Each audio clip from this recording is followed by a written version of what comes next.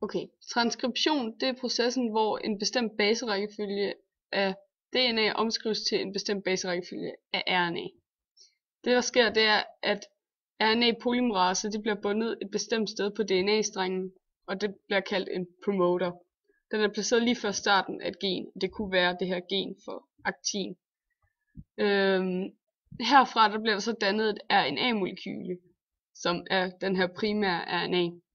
Ved at der bliver sat de rigtige nukleotider på efter rækkefølgen på DNA-strengen. Og det her vil så fortsætte indtil der kommer et stopsignal og stopper processen. Og så vil molekylet svare til det bestemte gen, det nye RNA-molekyle, der er blevet dannet.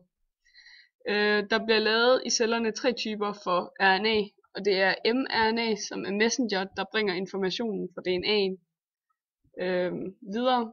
Og så er der transfer RNA, som indeholder et lille RNA-molekyle, der kan omsætte mRNA til protein, og den har så en aminosyre i den ene ende, og kan genkende mRNA med den anden.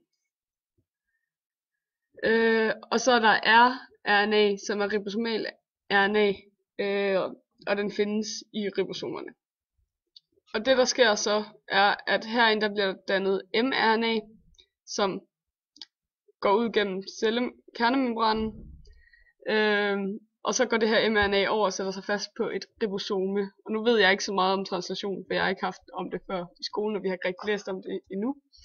Men så på det her ribosome, der findes det der tRNA, hvor der er en aminosyre i den ene ende, og den kan genkende mRNA med den anden, så her sætter den sig fast, og så bliver der sat aminosyre fast på den anden side af tRNA, og så sker den her translation, hvor der så vil være et færdigt protein aktin, som var det gen vi startede ud med.